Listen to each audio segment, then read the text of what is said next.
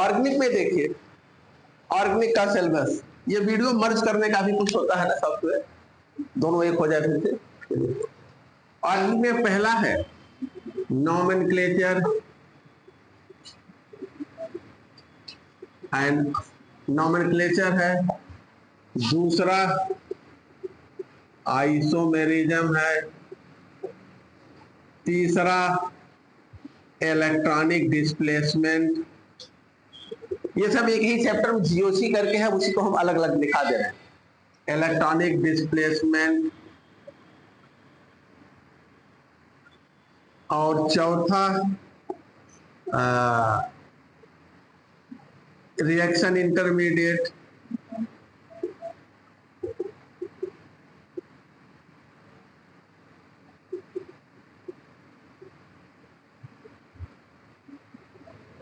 पांचवा reaction mechanism.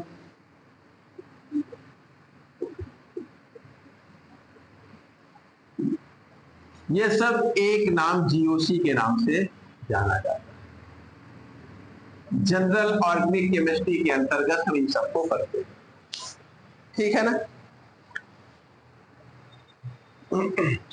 GOC के अंतर्गत फिर अगला चैप्टर है हाइड्रोकार्बन। हाइड्रोकार्बन में हम क्या पढ़ते हैं? एल्केन, एल्कीन, एल्काइन और बेंजीन, इतने आप हाइड्रोकार्बन में आपको पढ़ना है।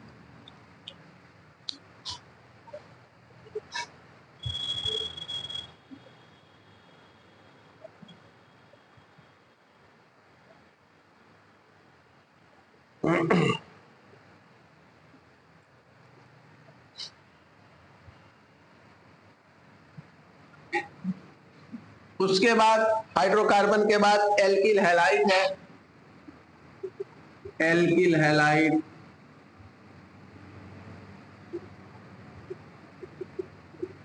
Alcohol,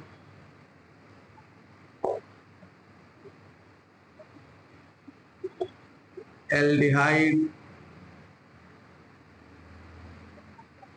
and ketone. दसवां कार्बोक्सिलिक एसिड एंड डेरिवेटिव।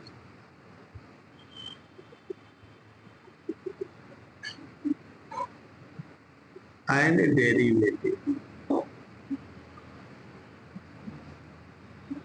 ये ठीक है। उसके बाद हम आते हैं फिजिकल पे। तीसरा है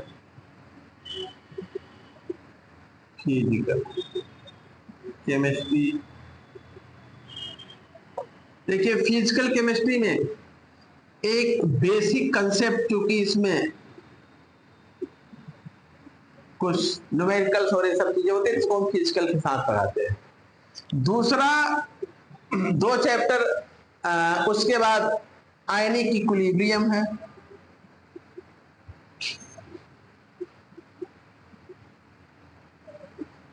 आयनिक इक्विलिब्रियम, इलेक्ट्रोकेमिस्ट्री, विद्युत रसायन जो अभी खत्म किए हैं।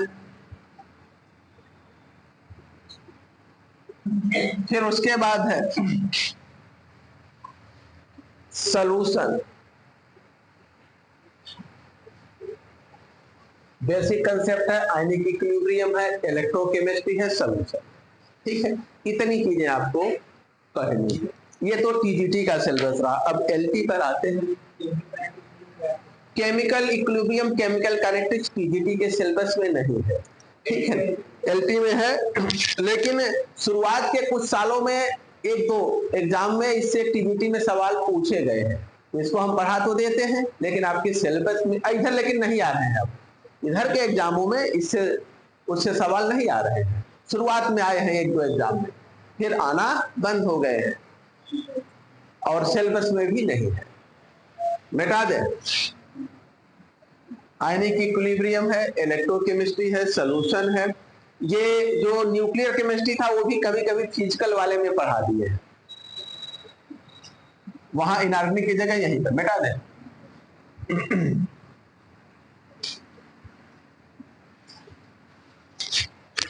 अब एलटी का सिलेबस देख लीजिए। एलटी में पहले ऑर्गेनिक ही है। एलटी में पहले ऑर्गेनिक केमिस्ट्री है। इसमें general organic chemistry GOC, GOC में है क्या क्या, इसमें इलेक्ट्रॉनिक डिस्प्लेसमेंट है, रिएक्शन इंटरमीडिएट है। इलेक्ट्रॉनिक डिस्प्लेसमेंट, रिएक्शन इंटरमीडिएट, दो चीजें पढ़नी है। नॉमेनक्लेचर, आइसोमरिज्म ये सब नहीं दे रखे हैं अभी। इसमें इलेक्ट्रॉनिक डिस्प्लेसमेंट है और रिएक्शन इंटरमीडिएट, दो topic. Electronic displacement and reaction intermediate.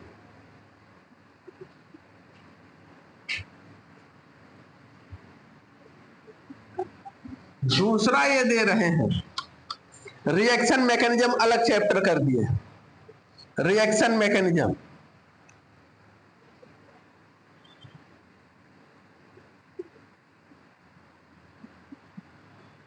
Reaction mechanism, इसमें ढेर सारे अंदर टॉपिक हैं, वो सब जब पढ़ा जाएगा तो देखा जाएगा। चौथा है mechanism of name reaction, mechanism of name reaction. TGT में नेम रिएक्शन नहीं पढ़ना है। अगला है कार्बोहाइड्रेट, चौथा चैप्टर कार्बोहाइड्रेट, ठीक है। कार्बोहाइड्रेट्स, इसमें ग्लूकोज और फ्रक्टोज ये देखना है, दो, ग्लूकोज एंड फ्रक्टोज, ये भी टीजीटी में नहीं है। नेक्स्ट है पॉलीमर, पॉलीमर ये भी टीजीटी में नहीं है। इसमें नेचुरल और सिंथेटिक दोनों देखना है, नेचुरल एंड सिंथेटिक दोनों पॉलीमर देखता है। अगला जो है आइसोमेरिज्म, अलग से एक चैप्टर के रूप में इन्होंने दिया है, जीओसी में नहीं। छठा है आइसोमेरिज्म,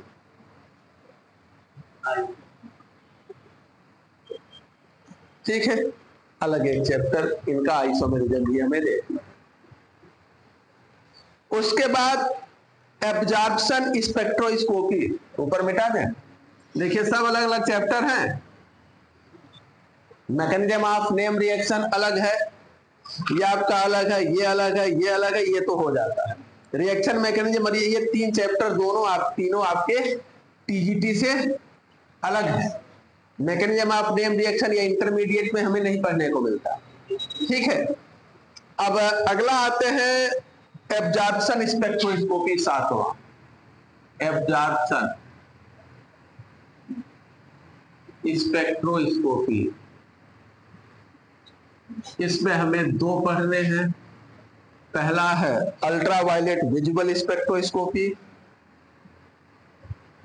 अल्ट्रावायलेट विजुअल स्पेक्ट्रोस्कोपी, और दूसरा पढ़ना है इंफ्रारेड स्पेक्ट्रोस्कोपी, इंफ्रारेड IR, ये दोनों पढ़ने हैं। अब आते हैं इनऑर्गेनिक पर।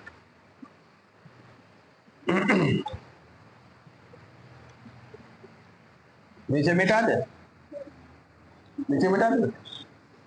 वैसे इसका PDF फोटो आप लोग खींच भी लिए, लेकिन क्योंकि हमारे पास समय है तो सिलेबस से चर्चा आज ही शुरू कर देते हैं, मंडे को पढ़ाएंगे। नेक्स्ट है अब इनऑर्गेनिक शुरू होता है, इनऑर्गेनिक, दूसरा इनऑर्गेनिक।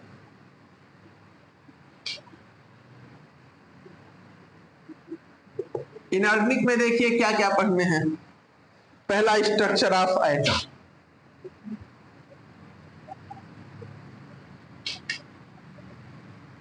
इसमें बोर का परमाणु मॉडल, क्वांटम नंबर और मॉडर्न, यही पढ़ना है, 3 टॉपिक। लेकिन जब तक शुरुआत का पूरा पढ़ेंगे नहीं, ये सब समझे नहीं आएगा, यानी मिला जुला के पूरा ही पढ़ना है। दूसरा है पीरियोडिक प्रॉपर्टी, पीरियोडिक प्रॉपर्टी अर्थात टेबल नहीं पढ़ना है, केवल प्रॉपर्टी। तो बगैर टेबल पढ़े प्रॉपर्टी समझे नहीं आएगा, तो टेबल अपने आप आपको पढ़ना है ना। अगला है केमिकल बॉन्डिंग, तीसरा केमिकल बॉन्डिंग। अब आते हैं अगला, चौथा है कोऑर्डिनेशन केमिस्ट्री, ये टीजीटी में नहीं है,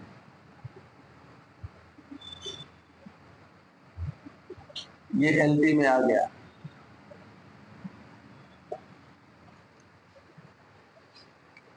अगला ऑक्सीडेशन रिएक्शन,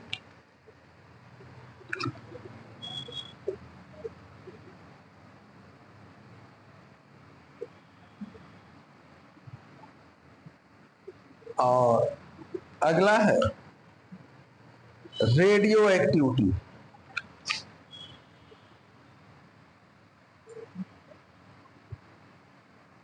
रेडियो एक्टिविटी हम फिजिकल में भी पढ़ लेते हैं, इनऑर्गेनिक में भी, चाहे जिसमें रखिए। अब फिजिकल में आ जाइए।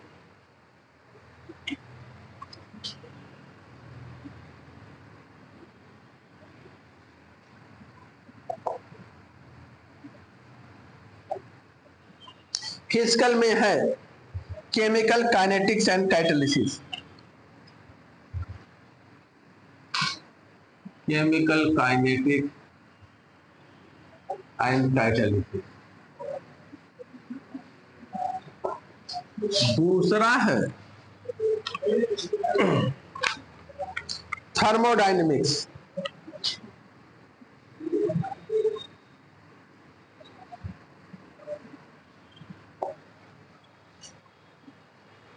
तीसरा केमिकल इक्विलिब्रियम,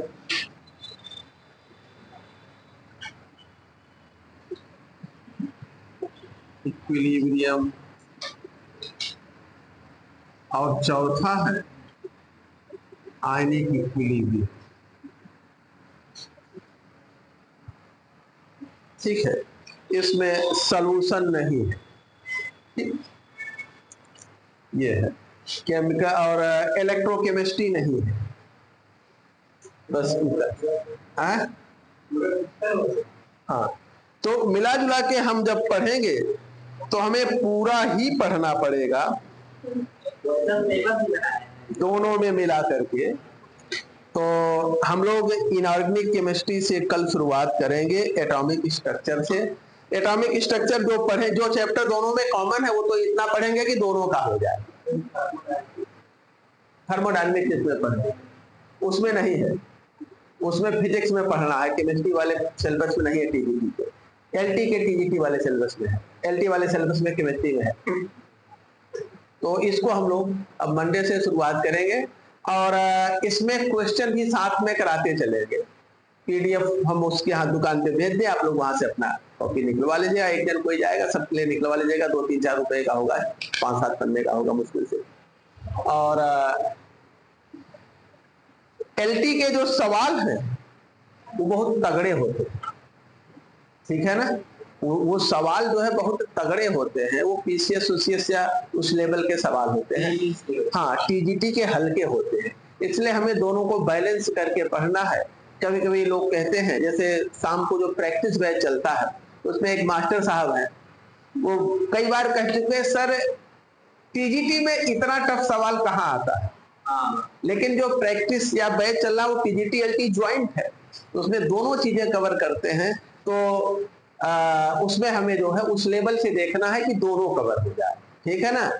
आपको पिछले परिणाम का तो पता ही है, पुरुष और महिला मिला के लगभग 1200 सीटें थी, 11-1200 सीटें ना, और दोनों मिल करके केवल 84 सीट में सफलता प्राप्त की है, बाकी 1000 सीट खाली चली गई, कोई कैंडिडेट पास ही नहीं किया। 4 लड़कियां और 80 लड़के, पासिंग मार्क कितना होता है, 40%। किसी भी आयोग का ये नियम होता है कि आप जितने अंक की परीक्षा है न्यूनतम उसका 40% अंक पाएंगे तभी आपको सफल घोषित किया जाएगा, नहीं तो आप नॉट एलिजिबल हो जाएंगे। ठीक है ना। तो अब उसमें केवल 80 लड़के और 4 लड़कियां ही थी। केवल पूरे उत्तर प्रदेश से 4 लड़कियां थी जो दिए गए प्रश्नों का 40% सवाल कर पाई थी, बाकी सब गलत कर दी थी। तो ये स्टैंडर्ड, सवाल का स्टैंडर्ड के आधार पर बात कर रहे हैं। टाइम जो जैसे इस एग्जाम का वैसे उस एग्जाम का होता है, एग्जाम का टाइम सब कुछ हो जाता है, लेकिन सवाल अब इसमें स्पेक्ट्रोस्कोपी है ना, ये आप कभी पढ़े नहीं है। हाँ, अरे 30 तो जीएस का रहता है और 120 इसका रहता है, फिजिक्स केमिस्ट्री का 120, 30 जीएस का, कुल 150। कई चैप्टर ऐसे हैं 40% पूरा मिला के जीएस नहीं, 30 सवाल जीएस, 150 में 150 क्वेश्चन होते हैं, इसमें जो है 30 जीएस और 120 फिजिक्स एंड केमिस्ट्री, ये। हाँ, सब मिला के, इन सबको मिला के आपको टोटल मिला के 40% मार्क्स आपको चाहिए, जीएस और ये दोनों मिला के। सही नहीं, जैसे सामान रहता है। अरे हाँ, ऐसे होता है, बहुत सरल ना। ठीक है, तो कल हम लोग कल से शुरुआत करते हैं।